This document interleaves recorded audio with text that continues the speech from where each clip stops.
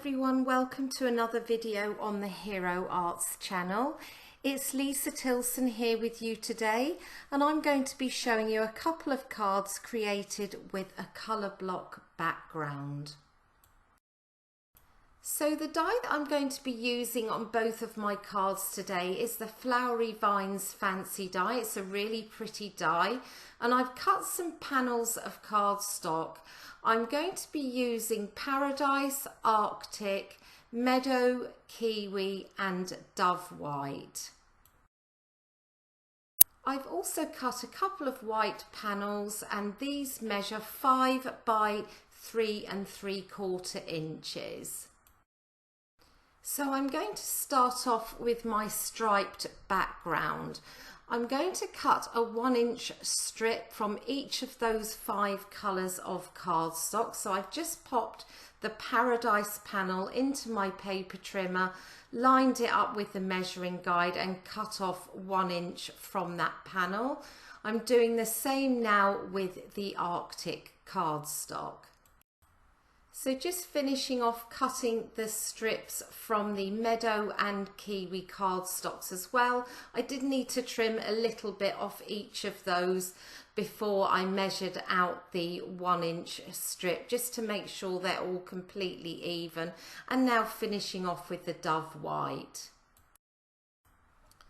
So this is how our completed strips are now looking, and we're going to adhere these onto our white panels. So if you remember, this white panel is 3 3/4 by 5 inches, and I'm just going to add some precision glue onto the top section of that panel. So I'm now going to place down my first stripe or strip, whatever you want to call it. That is the Paradise one, and I'm making sure here that it's really well lined up with the top. I want to make sure that I don't go kind of wonky from the start, I suppose. So I make sure that that's really lined up properly before I add my glue, and then go ahead and adhere that Kiwi stripe down, making sure that I butt it up really closely to the one above. And now I'm adding the white, followed by the Arctic, and then I'm going to finish with the Meadow at the bottom. I'm going to flip that panel over and just trim off the excess from the sides. So that's our first panel completed. I really love the wide stripes, but I thought I would show you a rectangular colour block background as well.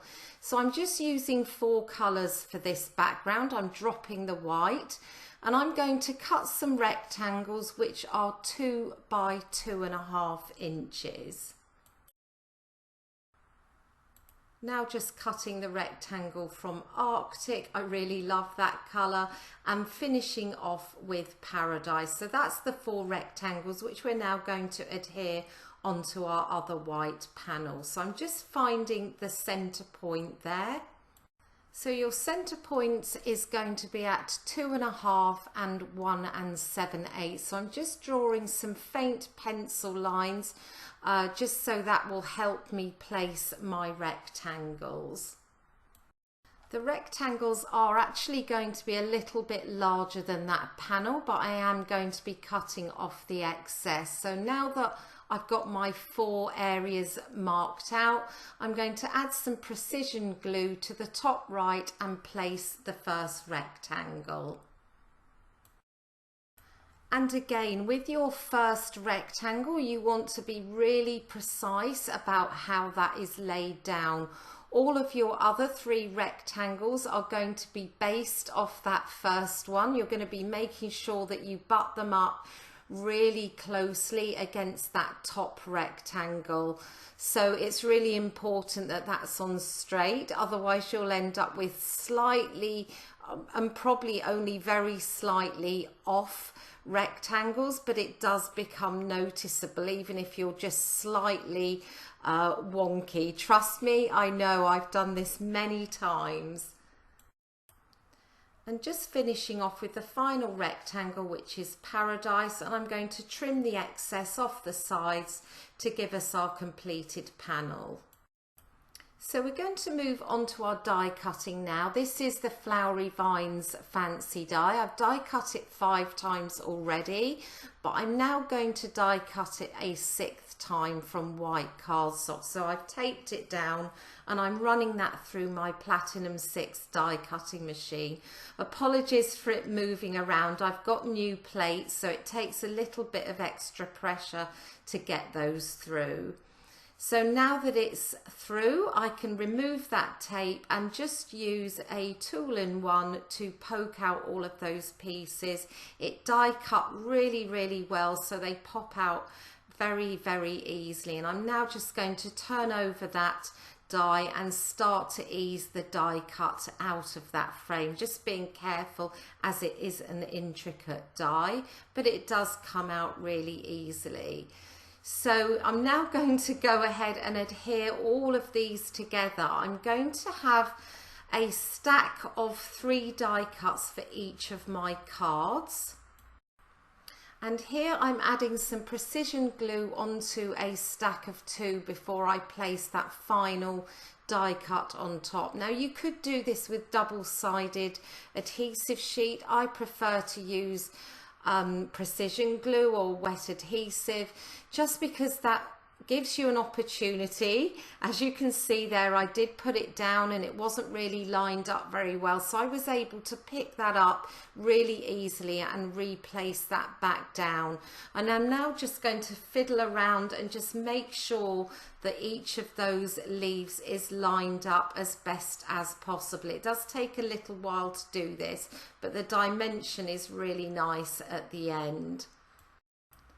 Now that I've finished with the die cutting, I'm going to adhere my colour block backgrounds onto some white note cards. So these are standard American sized A2 note cards.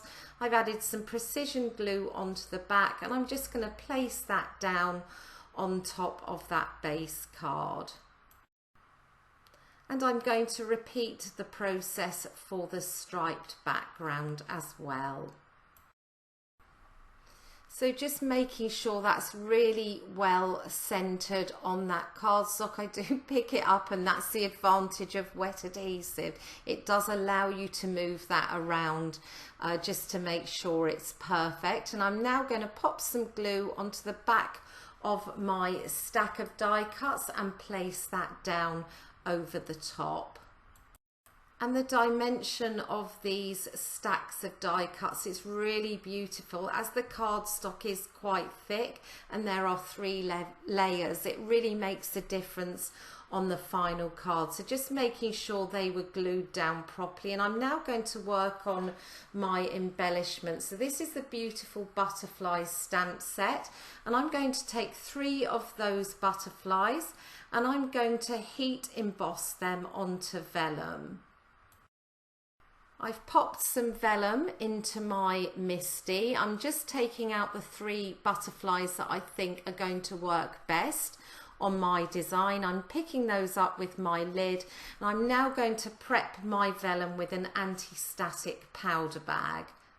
I've brushed off any excess and I'm using some clear embossing and watermark ink, just putting that onto the 3 butterfly stamps and placing that down onto the vellum. I did repeat the process before applying my white detail embossing powder, and I do add a couple of layers of that powder on top before I start the heat setting. So I just want to make sure that the powder is completely covering that sticky ink before I heat set it. I'm going to funnel that white detail powder back into its little jar, and now we're going to go ahead and heat emboss the vellum. So when you're heat embossing on vellum, you can very easily warp that vellum. The best way of avoiding that is to make sure that your heat gun isn't in any one area of that vellum for any length of time.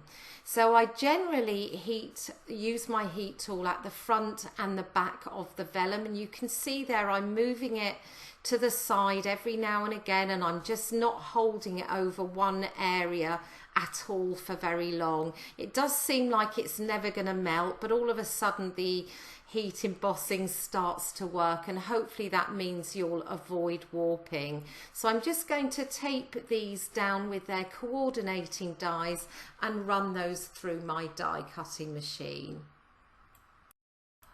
White heat embossing on vellum is always so pretty, and I think it's especially pretty when you do it with butterflies. So those are the 3 butterflies. We're now going to work on our sentiment. This is the Message Strips Stamp and Cut XL set. I'm taking 2 of those sentiments and I'm prepping some pitch black cardstock with an anti-static powder tool, brushing off the excess, and I'm now going to pop on some sticky ink and stamp that down onto that cardstock. Again, I'm going to be white heat embossing, so just pressing those down before I add my powder on top. And I always tend to add extra layers. I usually do 3 with sentiments just to make sure I've got good coverage. So those have been heat embossed off camera, and I'm just using a tool and one here just to remove any tiny little flecks of white that I still had on the cardstock after the heat embossing. And I'm now going to go ahead and cut both of those out with the coordinating die from that stamp set. So just placing that die down with some yellow tape, and I'm going to run those through my die cutting machine. And we can now go ahead and add these onto our cards. So I did think about popping these up with some foam tape, but as I already had some dimension from the die cutting, I thought I would just add these flat on top. So just using some precision glue and placing those down. And I'm now going to add those vellum butterflies. So I'm adding tiny dabs of glue onto the back of the butterflies, and I'm just adding the glue where the white lines from the heat embossing are visible through the back. That way you hide your glue so you won't see any of that on the final card. And I'm just going to repeat the process for the other 2 butterflies.